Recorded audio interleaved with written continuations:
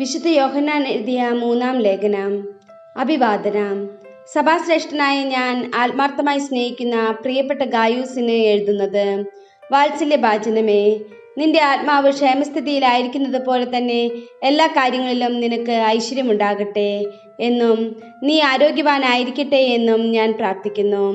നീ സത്യമനുസരിച്ചാണ് ജീവിക്കുന്നത് എന്ന് സഹോദരന്മാർ വന്ന് നിന്റെ സത്യത്തെക്കുറിച്ച് സാക്ഷ്യപ്പെടുത്തിയപ്പോൾ ഞാൻ വളരെ സന്തോഷിച്ചു. എൻ്റെ മക്കൾ സത്യത്തിലാണ് ജീവിക്കുന്നത് എന്ന് കേൾക്കുന്നതിനേക്കാൾ വലിയ സന്തോഷം എനിക്കുണ്ടാകാനില്ല. പ്രശംസയും ശാസനവും.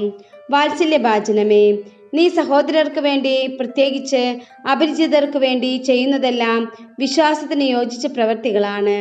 അവർ സഭയുടെ മുമ്പാകെ നിന്റെ സ്നേഹത്തെക്കുറിച്ച് സാക്ഷ്യപ്പെടുത്തി. ദൈവത്തിന് പ്രീതികരമായ വിധം നീ അവരെ യാത്രയാക്കുന്നത് നന്നായിരിക്കും. കാരണം അവിടുത്തെ നാമത്തെ പ്രതിയാണ് അവർ ഇറങ്ങിത്തിരിച്ചിരിക്കുന്നത്. വിജാതീയരിൽ നിന്ന് അവർ ഒരു സഹായവും സ്വീകരിച്ചിട്ടില്ല. ആകയാൽ നാം സത്യത്തിൽ സഹപ്രവർത്തകരായിരിക്കേണ്ടതിന് ഇപ്രകാരമുള്ളവരെ സ്വീകരിച്ച് സംരക്ഷിക്കേണ്ടിയിരിക്കുന്നു. ഞാൻ ചില കാര്യങ്ങൾ സഭയ്ക്ക് എഴുതിയിരുന്നു. എന്നാൽ പ്രഥമസ്ഥാനം മോഹിക്കുന്ന ദിയോത്രഫസ് തങ്ങളുടെ അധികാരത്തെ അംഗീകരിക്കുന്നില്ല. അതിനാൽ ഞാൻ വന്നാൽ അവൻ്റെ ചെയ്തികളെപ്പറ്റി അവനെ അനുസ്മരിപ്പിക്കും. അവൻ ഞങ്ങൾക്കെതിരെ ദുഷിച്ചു സംസാരിക്കുന്നു. അതുകൊണ്ടും തൃപ്തനാകാതെ സഹോദരരെ അവൻ നിരസിക്കുന്നു. തന്നെയുമല്ല, അവരെ സ്വീകരിക്കാൻ തയ്യാറാകുന്നവരെ അവൻ തടയുകയും സഭയിൽ നിന്ന് പുറത്താക്കുകയും ചെയ്യുന്നു. വാത്സല്യഭാജനമേ, തിന്മയെ അനുകരിക്കരുത്, നന്മയെ അനുകരിക്കുക. നന്മ പ്രവർത്തിക്കുന്നവൻ ദൈവത്തിൻ്റെ സ്വന്തമാണ്. തിന്മ പ്രവർത്തിക്കുന്നവനാകട്ടെ ദൈവത്തെ കണ്ടിട്ടേയില്ല.